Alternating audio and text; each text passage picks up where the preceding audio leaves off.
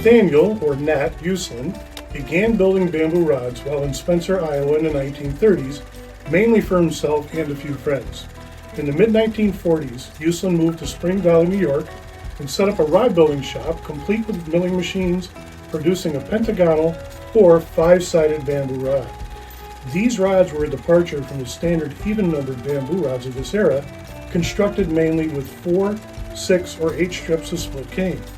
Having studied the rods designed and built by the widely accepted father of 5-sided rods, Robert Crompton, Uslan openly touted his product as superior to the standard 6-sided rods, proclaiming them as superior to any even-sided rod as they offer more reserve power, cast more accurately, and are less likely to take a set, among other things. He initially offered these rods in 2 finishes, a deluxe with resin-impregnated finish, and a Spencer that featured a traditional varnished finish, with catalog lengths from 7 foot to 9 foot, built with either 2 or 3 sections.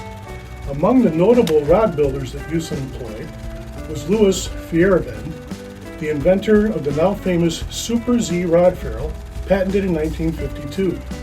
Closing the New York shop in the late 1950s, Uslan moved to Florida, where he later continued building 5-sided bamboo rods with his son Jim from 1972 to 1976. Uslan passed away in 1979 at the age of 83. This particular rod, built during that time in Florida, features a Uslan decal with the model identification for model 7513, which is a 7.5 foot, 2-piece, 2-tip rod rated for a 5-weight line that weighs in at 4 ounces.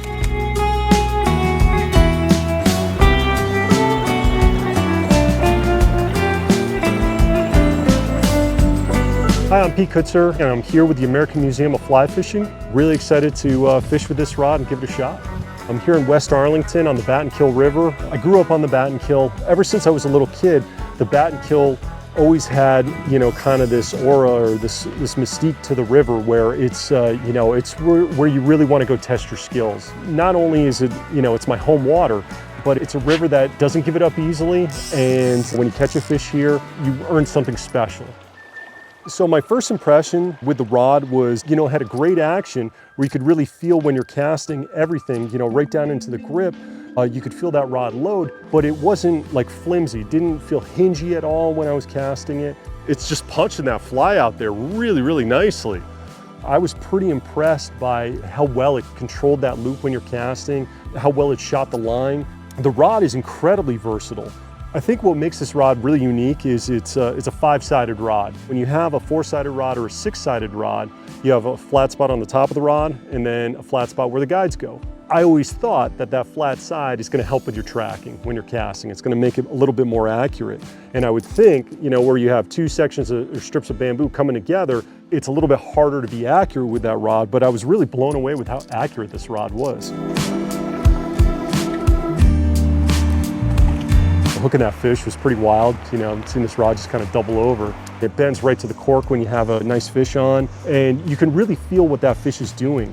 Just trying to steer that fish, get it into the net. Every time it shakes its head, kicks its tail, you can really feel it. It was pretty wild. It's a pretty fish.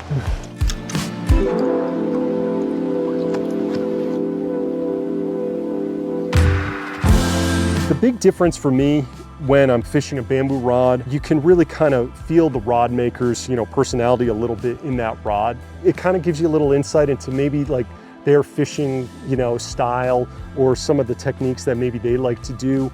I'm really thankful that the American Museum of Fly Fishing is allowing, me and other casters to come out and try some of these rods, because every rod has a different personality and every caster and angler has a little bit of a different personality and a different style. It's so much fun to kind of see, everybody's little take or everybody's flair on the sport, what they like. And I think that makes us better anglers, more appreciative of the sport when we get to try, different things. So the American Museum of Fly Fishing, thank you for letting me cast this rod, taking it out, catching a fish on it. I hope to do this again because this was awesome.